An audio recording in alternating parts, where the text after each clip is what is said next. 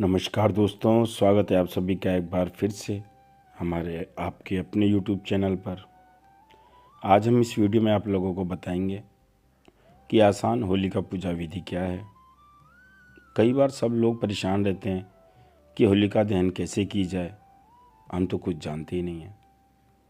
आज हम आपके लिए लेकर आए हैं सामान्य रूप से की जाने वाली होलिका दहन की जो पूजा विधि है, और इस वीडियो में आप जानेंगे कि होलिका की पूजन सामग्री में कौन कौन सी सामग्री आपको चाहिए, दहन की तैयारी कैसे करते हैं।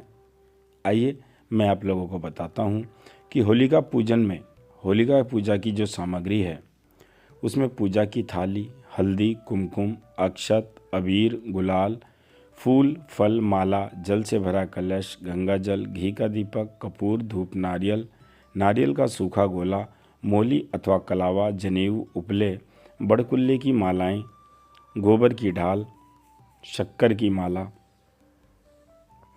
गुड़, सप्तधान्य की बालियां, गेहूं, उड़द, मूंग, चना, जौ, चावल, मसूर आदि। भोग में गुजिया या चंद्रकला, दक्षिणा। दोस्तों, अब बात करते हैं हम होलिका दहन की तैयारी। होलिका दहन की पूजा के लिए सबसे पहले सार्वजनिक रूप से होलिका तैयार की जाती है। इस होलिका को उपले, सूखी लकड़ी और सूखी घास आदि से सजाया जाता है। इसके बाद इसके आसपास रंगोली बनाई जाती है। दहन से पहले की जाने वाली पूजा में मोली, कलावा और जनेऊ में से जो भी आपके पास उपलब्ध हो उसे होलिका की 5 अथवा 7 परिक्रमा करते हुए होलिका माता को सूत्र में बांधा जाता है। होलिका को हल्दी, कुमकुम, अक्षत के साथ फूल और मालाएं अर्पित की जाती है। अब परंपरा के अनुसार शुभ मुहूर्त में होलिका दहन किया जाता है और जलती हुई होलिका की पूजा की जाती है।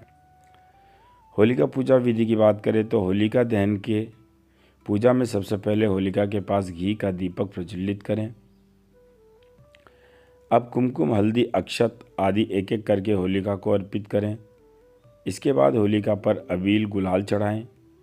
अबीर, गुलाल चढ़ाने के बाद जलती हुई होलिका को फूल चढ़ाएं। अब गाय के गोबर से बने खिलौने, जैसे क्षेत्रीय भाषा में बड़कुल्ले भी कहा जाता है, कि 4 मालाएं होलिका माता को पहनाएं। आपको बता दें कि इन 4 मालाओं में से पहली माला आपके पितरों के नाम की होती है, दूसरी माला हनुमान जी को समर्पित होती है, तीसरी माता शीतला माता के नाम की होती है और चौथी माला आपके कुटुंब के नाम से चढ़ाई जाती है। इसके बाद शक्कर की माला भी होलिका माता को अर्पित करें। यदि शक्कर की माला उपलब्ध न हो तो होलिका माता को गुड़ अवश्य अर्पित करें।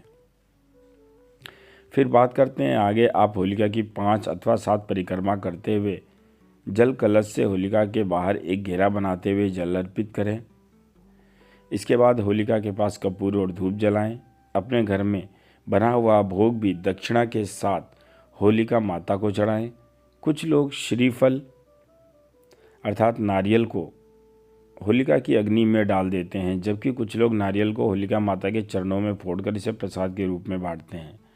यह आपकी अपनी परंपरा हो सकती है, उसी के हिसाब से आप अपना कर सकते हैं। अब भगवान विष्णु का स्मरण करते हुए होलिका की आरती करें। आप अपनी परंपरा के अनुसार भगवान विष्णु अथवा भगवान गणेश की आरती से अपनी पूजा पूरी कर सकते हैं। यह दोनों ही आरती आप लोगों को अधिकतर हर जगह गाते हुए मिल जाएगी। सभी देवों को नमन करते हुए पूजा में हुई किसी भी तरह की त्रुटि के लिए क्षमा मांगें और पूजा के समापन के रूप में सब में प्रसाद बांटें और स्वयं भी प्रसाद ग्रहण करें। लेकिन एक बात का ध्यान रखें कि होलिका दहन के बाद उनकी भस्म को घर आप मस्तक पर लगाएं, कुछ भस्म अपने साथ ले जाएं। कई लोग इस भस्म को कई रोग के निवारण के रूप में भी उपयोग करते हैं। इस सरल पूजा विधि के साथ ही आपको होलिका दहन पूजा की बहुत बहुत शुभकामनाएं।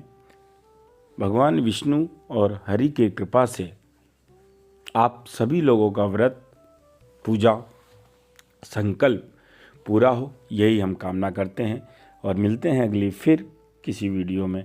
तब तक के लिए आप सभी अपना ध्यान रखें।